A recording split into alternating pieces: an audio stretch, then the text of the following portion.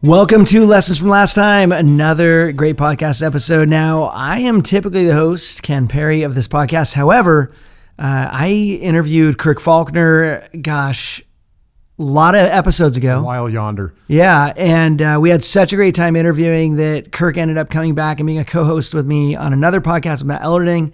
And then Kirk was the host of the podcast that interviewed me on this podcast. And there will be another. Yeah, we're doing part two pretty soon here.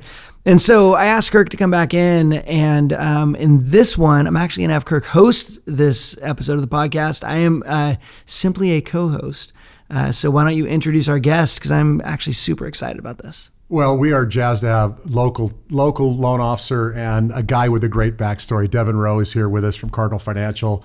I've known Devin for a number of years, just basically as an industry acquaintance. And we got together a few weeks back at a gathering over at Tony Carlson's place and just started talking about our lives and our history in the mortgage business. And it just led to a really incredible conversation about your story. And if this podcast is about anything, it's about your story or whoever's sitting in that chair at any given time. So what I think we should do is just kind of start with a little bit of background about how you got into business, maybe your history in real estate, and then let's walk through some of the opportunities and obstacles you faced over the course of time. So without going back to birth. Okay. I did that in mine. Sorry about that. Well, that's okay. That's okay. It's your show, so you get some freedoms to do that. But kind of bring us into your foray into real estate and then how you transition into the mortgage world. Sure. So back in 1976, no, just kidding. You can't be older than me. Yeah. So anyway, yeah, I'm a local boy, born in Longview, went up to Renton for a year, came back down here in Hazel Dell since I was 2. And I'm sorry to interrupt, but before we go any further, you have to share the story about this connection with Allison, our incredible, I don't even know what her title is, goddess of all things.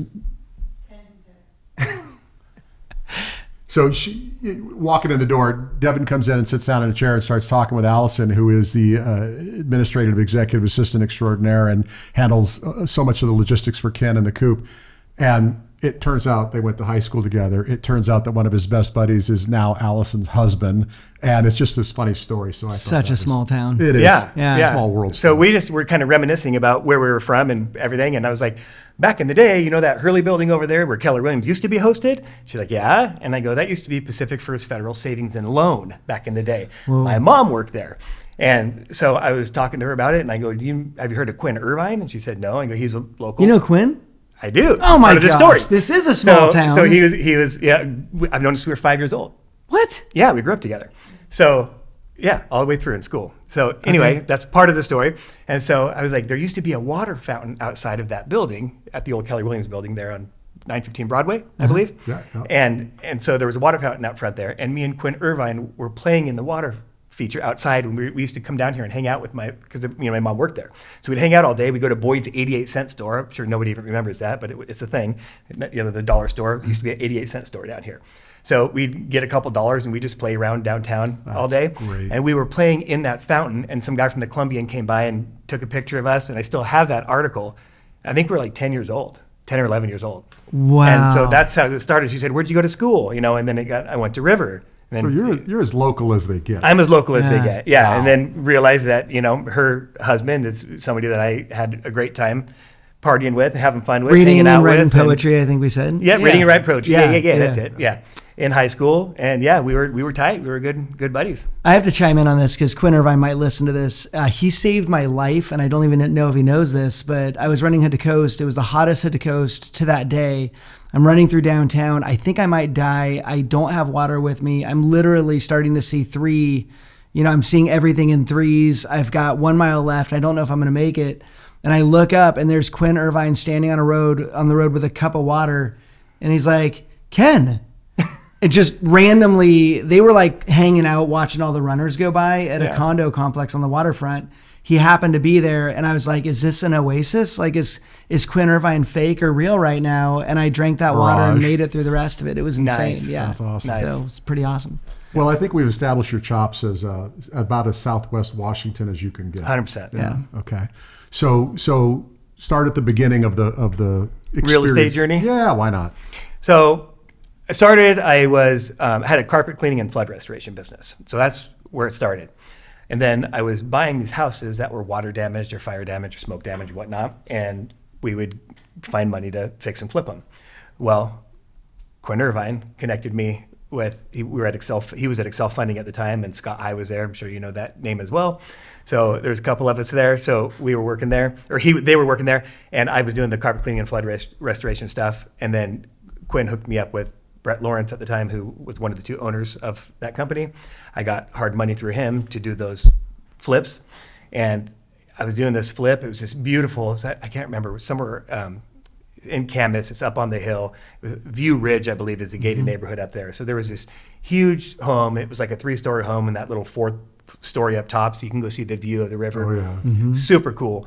And so me and a buddy were flipping this thing. And at the end of it, it took us 3-4 months to get done. Ended up netting like 10 grand a piece on it, and we thought we were just killing it. And then Brett Lawrence was like, dude, he goes, I made more than you, lending you the money. And I didn't lift a finger, essentially. And we just got to talking over doing this kind of things. And he was like, why don't you just come try this? It's like, okay.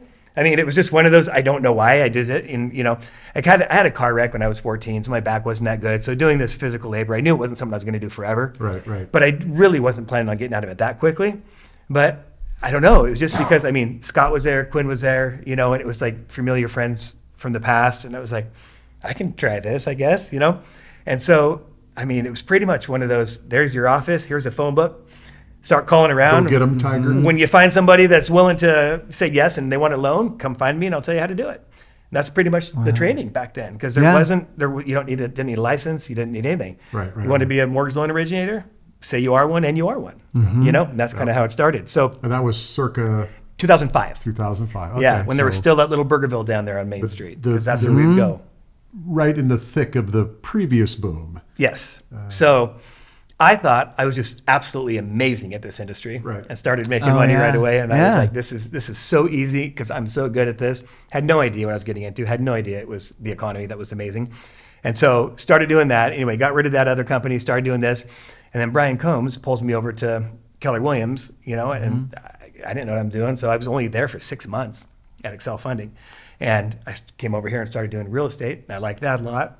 Then again, me and Scott High teamed up, and we did a couple years worth of partnership over here at Keller Williams, and ended up putting about 5 years in there, and then rose to the top with him. And I thought everything was just absolutely amazing, and I thought, man, I'm really good at mortgage and real estate. Like I am really good at this. There's nothing I can't do. Yes, I'm just killing it and crushing this world.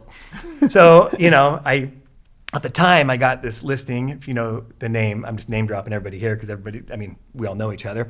So Jim Willis, sure you know that name. So we joined a leads group, and he ended up he was a loan officer, ended up hooking me up with this guy who had this beautiful home up in Woodland to sell. And I had sold my first home. It was for a buddy of mine. It was a $150,000 manufactured home in La Center. You go down the bumpy road, and the dogs are chasing you from all the other. It wasn't the most amazing setup, but he was, still is one of my best friends to this day. And I was like, he was gracious enough to give me the opportunity to sell his home, and I was just super grateful for it. So I took it. It was a $150,000 home. Anyway, got that sold. The second one was this $2.2 million listing up in Woodland. Gosh. And I was just going through training. It was called 411, I think is what it was, or 433, I don't know, whatever, one of Keller Williams' old things. 4 listings, I don't know. Anyway, some numerical thing training I went through over there. And Jeff Kreinbring was teaching it. I still remember him teaching it. And we're going through it, and I was like, he's like, 7% the commission. I was like, okay, 7%. So I locked that in, and so I go up and I'm doing this, listing presentation up there, and I'm as green as they come. I've had my license for under a month or two, and I start filling out paperwork, take this listing from this guy up there, and at the time it was the most expensive residential sale that Cowlitz County had ever had. Wow. And so I fill it out at 7%, not knowing anything better, and I'm like, he's like, 7%? I go, yeah, that's what it is. I just learned this yesterday. I didn't tell him that, but I just learned it. And so he signs it, and then we ended up, getting that deal put together. And anyway, it took a while. There's some 1031 exchanges involved and whatnot, but we got it sold, and there was 2 5-acre parcels that came with it. And it was a lot of negotiating. It didn't go for nearly what we had it listed for, but nonetheless, I got it sold. So I remember Mike McCafferty, I remember it on that Friday afternoon when he came in and he's like, somebody's going to have a good weekend. And he gave me this check, my commission check that I got. And I was like, ooh, like, it's unbelievable. I'm guessing it compared slightly differently from the Manny Holmes sale. 100%. Yeah. It was not, it was a different world. It was an annual income for Right. the average person. Right. You know what I mean? And I'm looking at this, and it's that weekend, being as good as I am at this industry, I figured I'd have another one of those in a week or two, so I Sure. could just go spend Oh, yeah. this, right? Yeah. No big deal. So I went out and bought, this was late 06, I think, so I bought a 2007 Escalade. Had to have the 24-inch Giovanni's or whatever they were, on there. Not the spinners, but pretty close to it. And I just spent every dollar I made. With your first big check. Yeah. I financed everything, Yeah. paid everything off, bought a bunch more stuff, and just was leveraged as leverage can be. To the hill. 100%. But it didn't matter, right? Because I was going to go get another one tomorrow. I pay those off, no big deal. The next one will be $3 million. So then, I mean, I go get the cool personalized license plate. It says in escrow. Nice. Yeah, it happened. Wow. It happened. That was this guy. So I'm driving my badass, 2007 Escalade with my 24s, got my in escrow personalized plate. I'd go to Nordstrom like every other day and buy a new 7 Diamonds $100 shirt. And Oh my I was Shoes just and- everything. I was just spending everything way more than I made, but it didn't matter, right? Right. Because it kept There's coming. more, yeah. It kept coming. So it just didn't faze me. This is still 2006-ish. Late 6 and then into 7, So it's going 2007. to last forever. Yeah. It's going to should. last forever. Yeah. So yeah. Nothing coming down the pike. Not at all. Yeah. So I had no idea because remember, I'm really good at this industry. Both sides. Of course. it. Oh, yeah, Both sides. yeah. Yeah. Clearly. So, so obviously we know what happened. But one day, my phone broke, and I was like, okay, something's wrong here. So let's figure out. I had Sprint. If you remember Sprint, they used to be a phone Oh, yeah. company. Just kidding. But so I went down to Sprint, and I said, literally no joke. I said my phone stopped working. Like I don't know what's going on with it. And he's like, what's the number? And he calls it, and it rings. I go, it wasn't working for me. I seriously thought my phone had broken. Because nobody's calling. Yes. Oh the my faucet God. literally I love turned this. off that quick. Just boom. I mean, I was getting 10, 15 calls a day, and it just crickets, nothing. And it just stopped. Everything my just changed instantly. I was like, this It is was weird. about that dramatic. This is weird. Yeah. And it Was was it? just Wait, is this a true story? Did you really 100%, go? 100% true. Went down to You were Sprint. like, this must be. I thought my phone was I broken. can't receive phone calls. Yes. 07, right? Yes. 07. gosh. 07. When did Own It go down? It would have Six? been 07 or 8. Yeah, I they think. were one of the Yeah. first. So And he got 07. out and still Yeah. recovered. We learned from Yeah. Bill Dallas a few weeks ago that Right. when they got out, they basically recovered and were able to close out their Took all lines their and money off the not table. get burned too Right. bad. But right after that is when everything went off the Yeah. off the edge of the cliff. And you're still doing real estate at the time. I'm doing real estate. Yep. And so again, figured out my phone was fine. Okay. It's the market that's broken, not your phone. Yeah. Yep. totally. Yep. Which means I was soon to be broken next. So Correct, yeah. And so I Broke. went from rock star to rock bottom in 24 hours flat. It felt like what I mean. It was just Wow. it was unbelievable how quick it happened. So I was on top of the world. I was working for a builder, Terry Hiller, and I was selling one of his neighborhoods. There was a couple other guys. Bob Bloom was selling one of the neighborhoods. Dennis Frederickson, Mark and Janice Hall. We were all in this thing together. Right. And we were selling for Terry Hiller, and I had bought a brand new home. Me and the ex had split up, and had a 5-year-old daughter at the time. And when we split up, it was one of those dramatic things, and I just ended up, I'm going to tell myself on Terry Hiller right now. I ended up staying in his model home. He didn't know it at the time, so I ended up leaving. There's a name for that now. I'm trying to remember. Squatting? Yeah. No, it's another PH name. But yeah, so I mean, I was Frogging? Yeah, it's a frogging. It's when you stay in somebody's house without them knowing it. Yeah, so this was the model home that I was selling out of in the day, Yeah. and I was staying at night because I didn't want to be where I was. And then I ended up buying the one literally next door to it. And so I would, walk next door to work and then walk back home. So, I mean, it ended up working out pretty good until it didn't. So that home was good, got everything going there. And then, I'm kind of mixing up some of the time frames here, and then everything went bad. And then I ended up having to get rid of that home. I short sold it and moved into the little condo that I had. Because again, everything just stopped, So then I had a little condo in Salmon Creek by the Albertsons up there on 20th, the Vintage Oaks, I think it's what it's called. And so I had this little 2-bedroom, 2-bath condo, it was an apartment conversion up there. So I was in that for a while, and I couldn't even afford to keep that. So then ended up taking the keys to the Escalade. I mean, one of the most humbling experiences ever. I drove it back down to Beaverton, and I had to go and just drop it back at the dealership. And they're like, "What are you doing?" I go, "Here's your car, man. I can't do it. I can't pay it." Had to get my dad to co-sign for me to get. So we got to stop here because this is. I mean, you can look back on it with humor now, right? I mean, Now? Yeah, now. but what I suspect is that for a lot of people who watch these podcasts, this is a story that is all too familiar for too many people because there were so many, myself included at times, that when it was feast, we just figured it would last forever. 100%. And when it stopped so suddenly and so dramatically. And it wasn't just that it stopped, it's that it stopped, your income went down by 2/3 or more. And by the way, the property, if that was the asset that you primarily held, just went down by 40%, which never happened. And nobody wants to buy it. And nobody wants to buy it because everybody's defaulting and short selling because they were over leveraged on their homes or because they were doing 80-20 financing and they didn't care about walking away from the 20. So they just walked away. Well, what was it? 110, 120, 130 Oh, yeah, there was LTV some of you that could go to? too. I mean, 125s, yeah. I want to ask you, help me understand your house compared to the model home. Yep. Your house was a little nicer, the one that you had? it was almost the same. Okay. Almost so you had same a home. nice big house that you owned Yep. before all of this. Say Royal Ridge. It's right by, we backs up to Geyser Middle School on 99th Okay. Street. Yeah. That neighborhood right Yep. there. So that's And the then one he you was go building from out. there to a 2-bedroom So then apartment. I downsized to this, yeah. At what point did your wife become an ex? So she wasn't ever a wife. Okay. So I've only been married once to my current Okay, wife. gotcha. But we did, have out of wedlock, like it's like I'm not judging. 150 years old. Yeah. So we had a child out of wedlock, and so I was with my ex for roughly 10 years. Okay. was a I'm always committed just relationship. I'm always just wondering because this affected a lot of marriages, right? These things I wasn't sure. This if wasn't that that. played in. Okay, gotcha. Nope. Cool. Nope. This was something totally. So you're a single dad of a 5-year-old when all this happens. Yes. Okay. Yep. Wow. And so so everything started unraveling. Mm-hmm. Everything started unfolding, and again, my dad had to co-sign for me to get. I got a little 2008 Scion TC because I was like, okay, I need to go reasonable now. I need something brand new that's going to last me for quite a while because I'm going to screw my credit up. I'm not going to be able to get anything else. I wanted a 4-cylinder, so I got good gas mileage. I mean, I went instantly from the baller to the most reasonable man on earth. Yes, the priorities changed dramatically. Boom, just like that.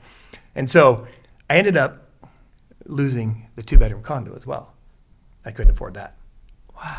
So now I'm essentially homeless.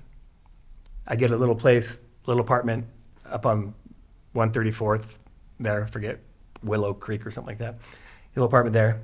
And I'm working multiple jobs. Like I'm working at a tanning salon in Salmon Creek at night, having a 16-year-old as a boss, telling me what to do, and I'm not wiping down the beds good enough. Oh my God. I'm going door to door Still selling. remembering what it felt like to deposit that commission check on Yes. a $2 million home. Oh yeah. I'm going door to door salesman, same time, selling pest elimination products. I mean, multiple jobs at the same time. I got a job in McLaughlin selling cars. I mean, I was doing 4 things at a time, and I'm barely making $2,000 a month. Because there's just no good jobs. My skills weren't transferable. I had sales skills. That's what I had. There's a connection though, and it's fascinating to hear you talk about that because what you went through was horrible, and my story's not dissimilar, but it's not quite as dramatic as yours. But what's fascinating to me is the context in which I know you now is that you're a hard worker. You've diversified your sources of income now with some really cool creative stuff that I want to talk about as we get a little bit further into the conversation. But what you did in response to despair was not to crawl in your closet, suck your thumb and cry, or go borrow money from a relative or whatever it is you do. Your solution was to do whatever you can, 100%. 3 or 4 different jobs to drive 100%. some income to survive this period of time. If there's a lesson from last time, it's when that market hits, you do what you got to do. It's the most humbling experience there is. Yeah. And I had to strip all ego out. And obviously, when you have an Escalade that says in escrow, you have some ego problems, right? So, I'm going to switch gears and then I'll come back, but I'm a recovering alcoholic and a drug addict as well. So that's where I had to find a God of my higher power, or a God, some higher power. I had to find a higher power. So I ended up finding God. Searched out a bunch of stuff because AA told me I had to. And so ended up finding Bill Ritchie over at Crossroads and got saved there. And, my ex had a huge thing, huge role in that. And, so I'm forever grateful. She, I found the Lord because of her, and I have my daughter because of her. So where did this fall in the timetable? I was going to ask the same thing. I got sober in 97. Okay. So I was 21. I partied from 14 to 21 really, really hard and got my arse handed to me. And I have an on switch and that's it. I don't have an off switch. I just have an on switch and then it breaks. And then So you quit drinking and drugging in 97. in 97. And it didn't come back to haunt you in the midst of your despair in It did not. 07. That's powerful. So what I was getting at is that's when I learned the line that my favorite verse, which is His grace is sufficient. That's what saved me in this time. It was like, I'm going to be here for 80 to 100 years. Sure, I'm having a tough time today, but I have eternity with God. And so His grace is sufficient. The fact that He died for me, the fact that that's all I have, that's all I need. The rest is bonus. So if I struggle down here for all 180 or 100 years, then I struggle for all 80, 100. I get eternity up there. So for me, my belief is what got me through all this. That perspective. That's what got me through. Yeah, I was just going to say, perspective is wrapped up in that whole statement about belief, because it's looking beyond what's in front of you today. I did try to borrow money from everybody I could, and I did try to do everything I could. I ended up coming up with a really good gambling addiction during that time frame too. Spent 40 grand one year, money that I did not have, at the Oak Tree Casino up there. Le You Center. The Woodland one. Okay. It was and Le Center, but trying to make money, trying to get rich quick, trying to get it back, trying to figure out a way. Just chasing that. I'm chasing the dream that I had and the life that I had, and I wanted it back so bad. But there's no give up in me. There's only fight. There's no give up. So I just kept, and I lost that apartment, and I ended up moving in with my daughter's half sister. So because my ex had 3 other children when I met her, so I ended up moving in to one of their 10 by 10 bedrooms. They had a duplex that they're renting up in Battleground by the movie theaters there. Me and my daughter had all of my possessions that were left in a 10 by 10 room at my ex stepdaughter's house, and that's where I was living. Wow. So that's how low it got. We had, her the 2 box springs and the 2 mattresses stacked on them in a corner in this 10 by 10 room, my daughter's bed and my bed, and we had all everything stacked to the ceiling in this 10 by 10 room. That was it. That's what I got down to. That was my possessions. That's the textbook definition of a roller coaster right there. Yeah. From having the rental house, the brand new, everything to nothing. And again, working. Didn't take a day off. I just kept trying. So ended up doing all those miscellaneous jobs I was telling you about. I had a bunch of them. And then, I got the carrot dangled in front of me again, and it was Scott High down in Paramount Equity Mortgage down in Lake Oswego in 2009. So I ended up trying to go back to that, but I had to wait a certain time frame, because now I'm going to tell you too much, because I had a felony that I had to wait to get off my record. Off your record, yeah. Before I could even, I had my real estate license, but before I could get because now I needed a lender license, Yeah. So I had to play the game and wait for that time period to go by before I could come do this. And then I had to pretty much plead with everybody my case to allow me into this industry, because they don't want felons in this industry. But it wasn't a financial one. Right. It was that same stepdaughter that I was living with had an altercation back in the day, and I lost my temper, and somebody hurt her, which hurt me. So I wanted to go hurt them. Just leave it at that. Nothing too bad happened, but it was enough to get me in trouble. Yeah, enough to get the police involved. Yep. And so I got in trouble from that, and then got all that. That's all behind me now, and it's all gone, and everything's, I don't even need to talk about it, honestly, because it's not even, if you search for it, it wouldn't be there. But it's part of my story, and we're being raw here. So I'm trying And it affects your attempt to re-enter into that business, which gave you hope. And if anything I'm saying can help anybody listening to this, I don't want to skip a part that might be the piece they need to hear. So I'm just laying it out there. Hopefully it helps somebody. So anyway, I had to wait to get in. And so I'm doing these miscellaneous jobs, struggling through my, gambling addictions, and didn't relapse on alcohol or anything else. But I found a new addiction because that's just what I do. I mean, I'm addicted to absolutely anything and everything. It can be, women, it can be drugs, it can be money, it can be working out, it can be vegetables. It doesn't matter. Like, I just get addicted to stuff, right? So I've learned to channel that to the best I can into positive things, into work, into working out, into eating right. If I can channel it that direction, that's the best. That's who I am. I've realized that. It's who I am. Right. So I just got to Find channel an it. application that's productive instead of destructive. Correct. Yeah. That's exactly right. That's How did exactly you right. do that though? Because casinos, there's booze everywhere at casinos. Like that is And they feed on addicts. Yeah. Yeah. And they're just walking by, just feeding people drinks. How do you say no? How do you?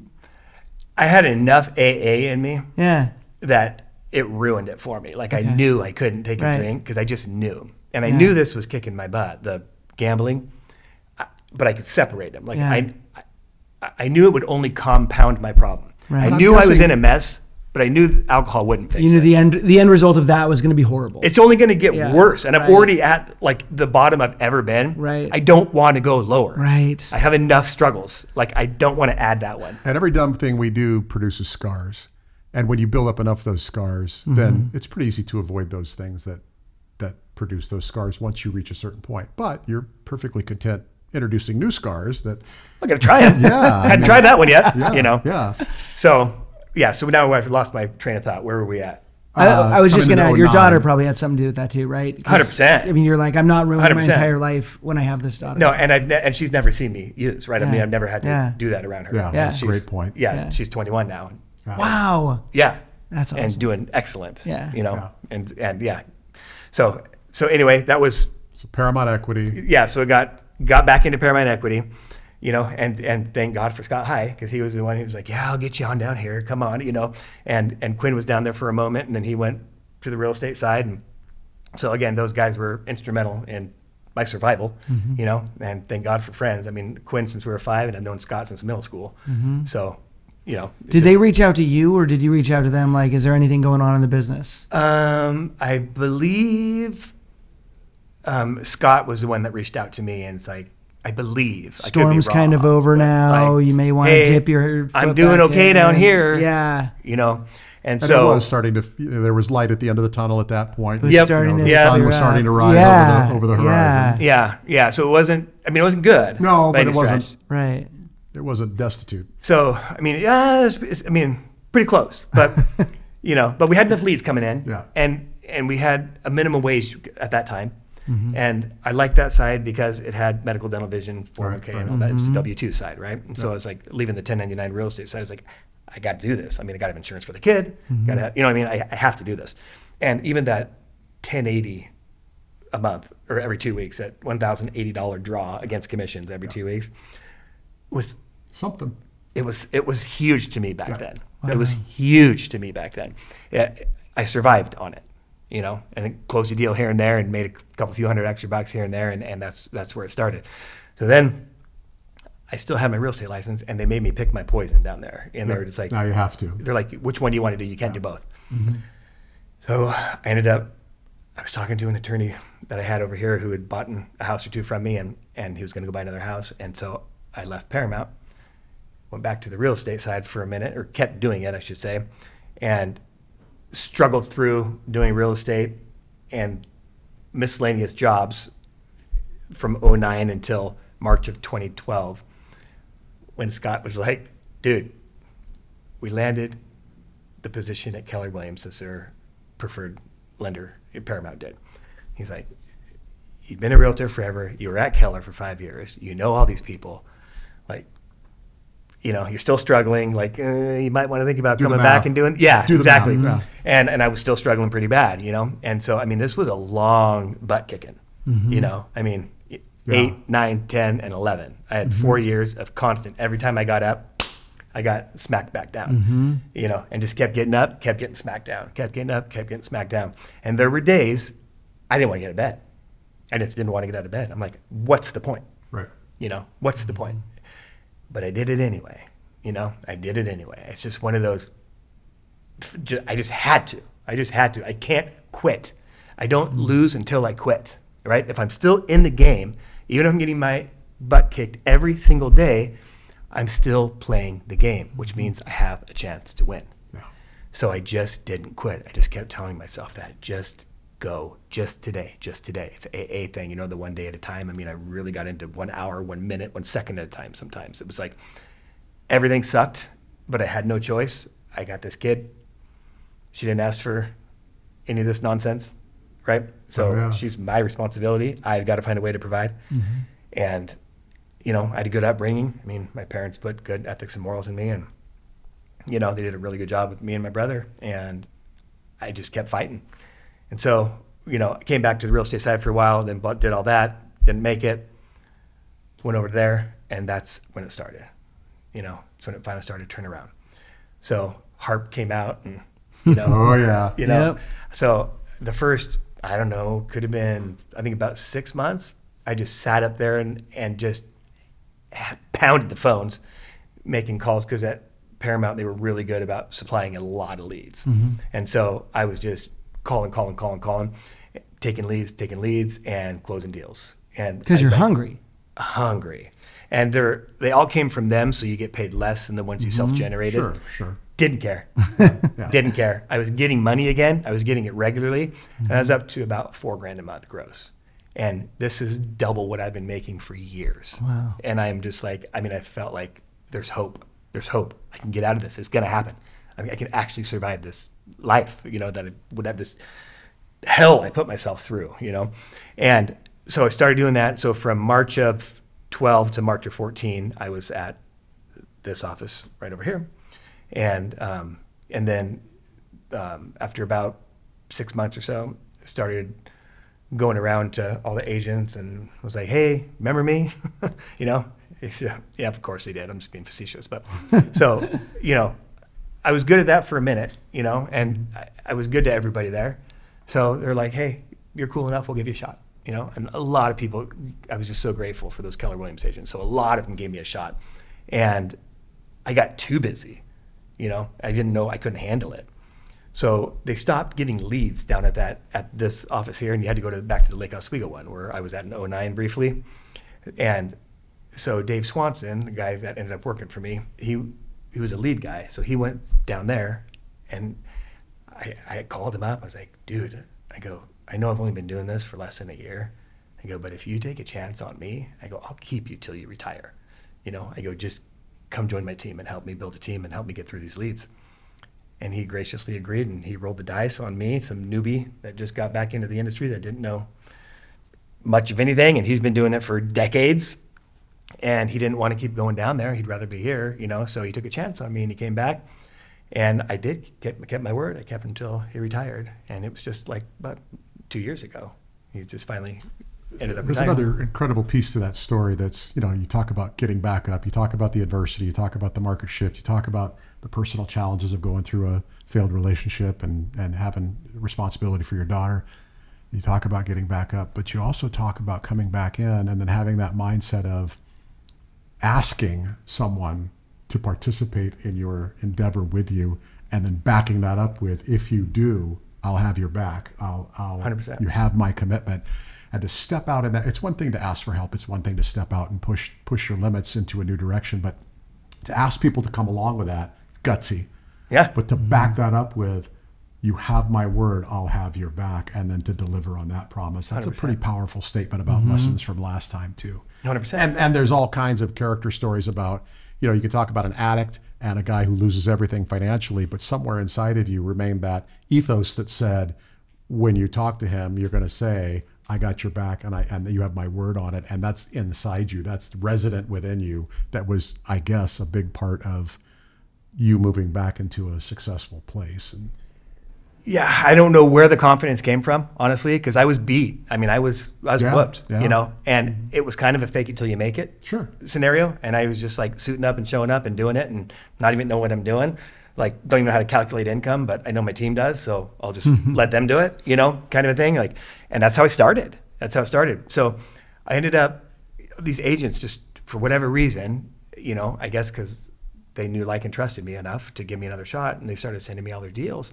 And so I needed Dave, so I got Dave, and then we just quickly just blew up and just started making a name for ourselves and becoming, you know, had a great reputation in the industry, and to this day I still covet that. I mean, that's like a huge thing for me, is to make sure that nobody ever feels taken advantage of, screwed over, or anything from me. Like, I mean, my word is everything in this industry to me.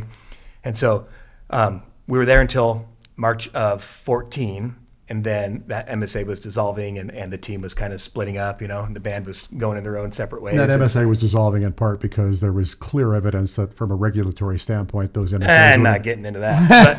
But, Well, I love that you took the compliance road on that one. I wasn't going to say anything. Well, I mean, I was a part of a few Yeah. of those, and the Fed was starting to put a lot of pressure on those MSAs at that point, saying, is this really a marketing service agreement, or is this just quid pro quo? Yeah, I don't want to speak to that. But Anyway, so anyway. So anyway, the band was breaking up. We were going our separate ways. Sure. And I ended up, took Dave with me, and we found Chad Downs at the time, who's Chad Parks right now. Right. And he was at Pinnacle Capital Mortgage. And the reason that we interviewed a lot of companies, a lot. I mean, pretty much almost everybody here. Because I didn't want to make the move. I loved where I was at. I didn't want to make the move, Right, even right. though it was a very tough company to work for. It was what I knew, and they took a chance on me. And I have some weird loyalness with me that's like almost too loyal. Sometimes when I should get out of some things, and I stay anyway because I said I would. Those kind of things.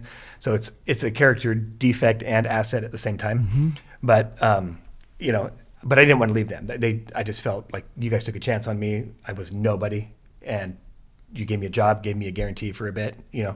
Anyway, and it worked out for them, worked out for me, and I was just grateful for them. So ended up having to make that move, and it was because of a guy named Craig Davis that Dave Swanson had worked. Oh, yeah. We love Craig Davis. Yeah. So Yeah. Dave Swanson worked for him at, I think it was Portland Mortgage. I think that was what it's called. Yeah, Like maybe. way back in the day, maybe the 80s. I mean, it's been quite a while. And he was like, he was running the show over there with Chad.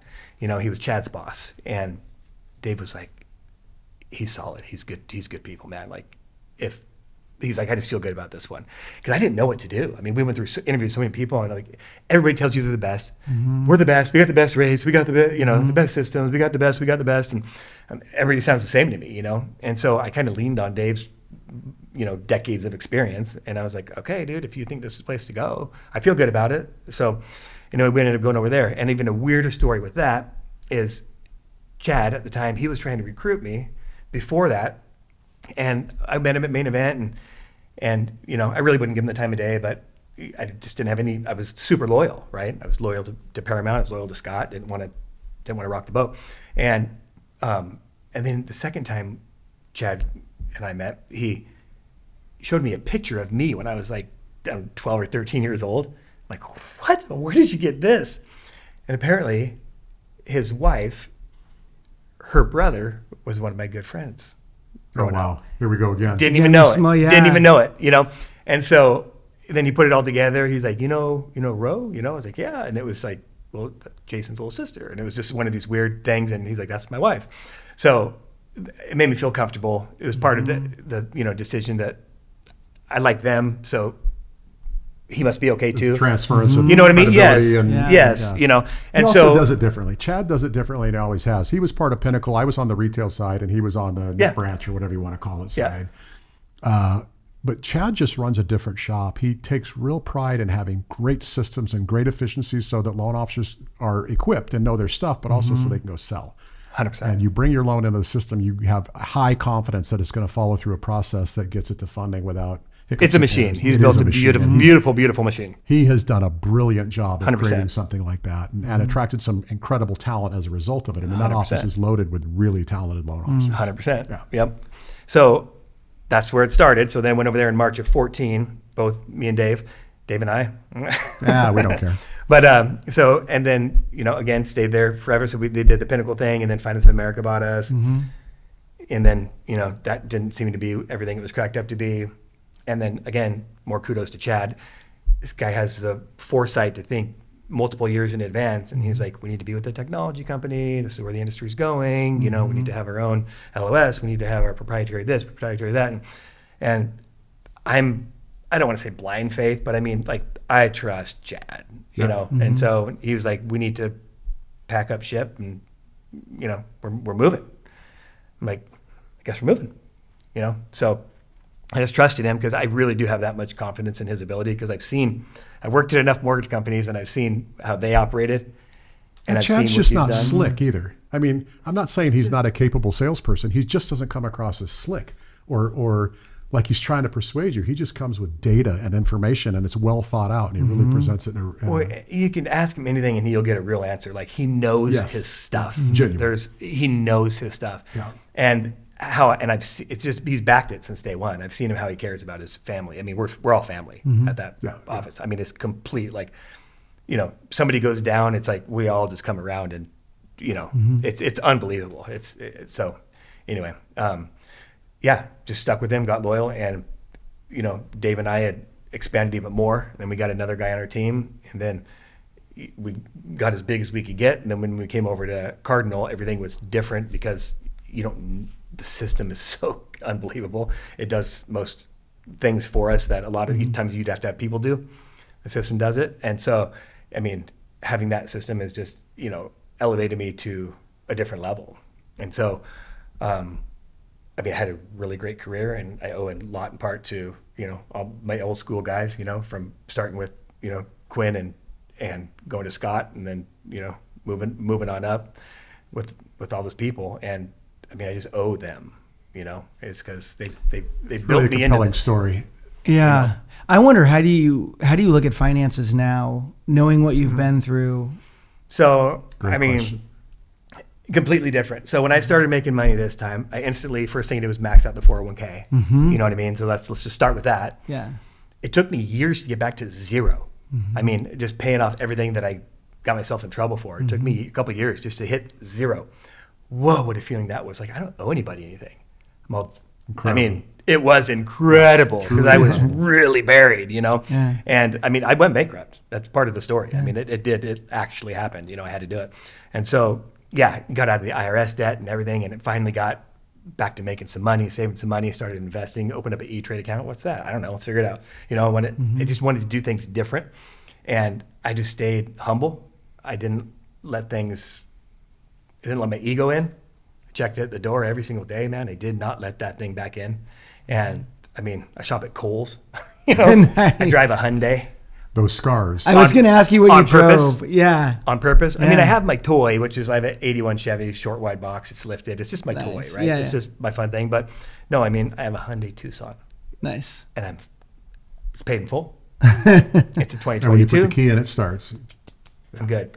You know, Yeah. I wanted something, you know, that was economical, 4-cylinder, good gas mileage. I mean, my thinking is just completely different than it was.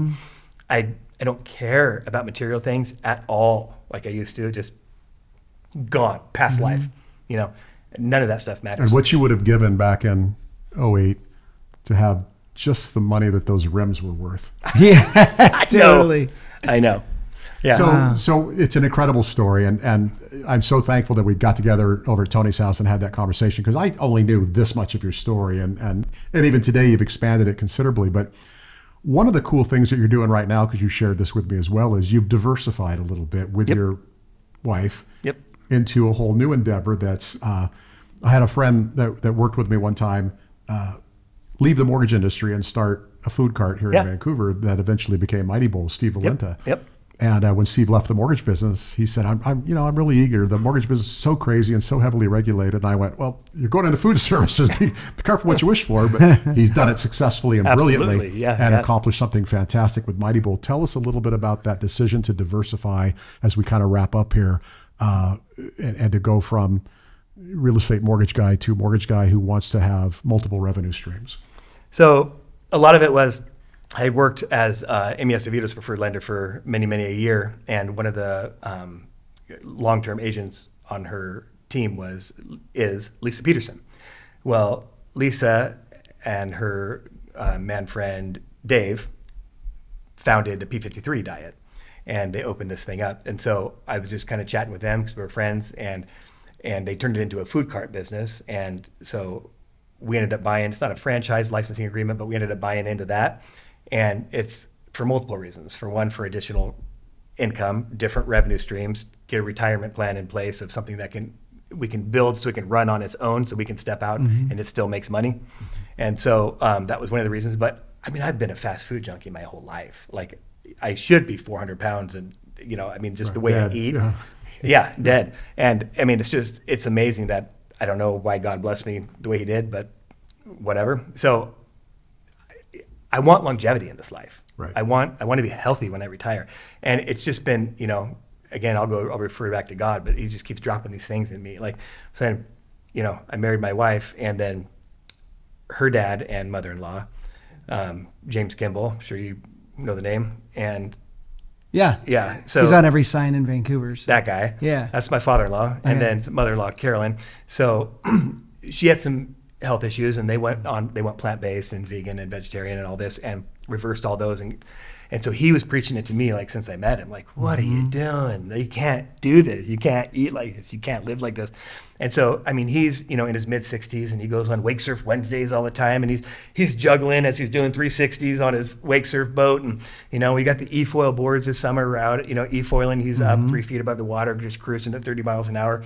And he's just got this energy and this youthfulness about him because he eats right, he takes care of himself, and he does these certain things, And I'm like, I want to emulate that. You know what I mean? So he's had a huge influence on that, and then Lisa and Dave, and so not just the monetary standpoint of having another business, but part of it was to force me into that lifestyle because I don't come easily into anything I don't want to do, and I liked my routine of going through and getting my Burger King breakfast every morning. Right. And I know it's bad for me. It just didn't mean I wasn't going to stop doing it though. So this forced me into a different way of thinking, way of eating, way of living. And I'm not all plant-based. I still love meat, but I do own that, and I do try to do at least 70% that way now. And so I'm going more in that direction. And the more I'm doing it, the less I want this other kind of food. It's just because I feel good when I'm doing it, and I just don't feel as good when I eat this. So it's working. Everything's working. So It's a team effort because if I understand correctly, your wife kind of runs the day to day. She runs it 100%. Yeah. Her and my mother-in-law. Right. And they run it. It's them, and they are. And it checks another box too. The Building Champions background is you have all these accounts in your life that you need to invest in, right? Your personal relationships, your faith or spirituality, your work, of course, your career, your finances, and all that stuff. And if you leave any of them out that are major contributing factors to your overall health and success, then you're going to be imbalanced. And to recognize food nutrition as an important one, and then to go do a food cart to that end is kind of a cool story, and a diversification of revenue. And so I didn't know that we were going to lose 50 to 75% of our income when I decided to open this because the mortgage industry was going to go from 2.5% to 8%. Another big surprise from the mortgage business. So, so then I invest in this, and then they were supposed to have the indoor opened, and then now that's delayed. And so it's going to be a rough winter over here, and it's going to be a rough winter over here. And it's stressful. There's anxiety attached to it. But at the same time, I mean, I built these reserves for the last decade. We had a good run, you guys. Yeah, totally. We had a good run in the mortgage industry. 2020 and 2021 was kind of icing on the cake. It was unbelievable. Yeah, And Chad told me this. He goes, and he said it back then. He goes, we're taking the buyers from 2022 and 2023, and we're pulling them into 2020 and 2021 because of these rates. He goes, these are those years' buyers that we're doing deals for right now. Yeah. He goes, so there's going to be a price to pay Yeah, down get the road. ready. And you know what I mean? A little bit of that. But again, he's right because, I mean, he does this research, and Chad's just a genius on this stuff. But, that's where we're at. We're at that time now. And it's like, well, they were already in at 2.5% and 3%. So there's not a lot going on right now. So, but the beauty of it is I did save money that time. I didn't go out and buy a new Escalade. Lessons I from did last stock. time. Yeah, it's Yes. the lesson. You learned it. I learned it. I learned it well. And, it's that, shame on me, shame on you kind of thing, I'm not going to do it twice, Most lessons are learned the hard way. And I got to tell you, Devin, I so appreciate you coming here and telling your story, a lot of which I didn't even know. And it so fits with lessons from last time, right? This is a textbook lessons from last time, and from a local boy who's right here in this market doing it and doing it well. I just really appreciate you coming in, man. Absolutely. Thanks for having me. Yeah, thanks Any for sharing. closing thoughts, bud? No, I love it. I mean, second person we've talked to who, from the mortgage industry to homelessness to back being successful in the mortgage industry. I mean, I don't think a lot of people understand, what rock bottom is, or when you see somebody who's successful, you don't know their story. And I think that's been the best part of this, is bringing out these stories and going, wow, I kind of know you as a success. And then I find out that doesn't just come easy. It comes with some failures. And what we always tell our kids is it's not how many times you get knocked down, because it's probably going to be a lot if you're trying hard enough, It's how fast you can get back up and bounce back. And I love what you said about, I just knew I had to get up and go. I didn't want to, but I knew I had to. And I think that's going to speak to a lot of people right now who are just like, okay, I know I have to get up and I have to go, because it's not going to solve the problem for you. You've got to be, the offense in your life. Yeah, that's the common denominator. Common denominator. Don't give up 5 minutes before the miracle. Get back. There you go. That's what it is. You just got to keep suiting up and showing up. And sometimes it's a grind, man. You just got to grind through it and keep going, and you'll get there. Great stuff, buddy. Don't Great give stuff. up. Don't give up. Don't There give you up. go. Now there's one you can take home. Yep. Perfect lessons. Thank you. Very cool. Yep. Thanks, guys. Thank you.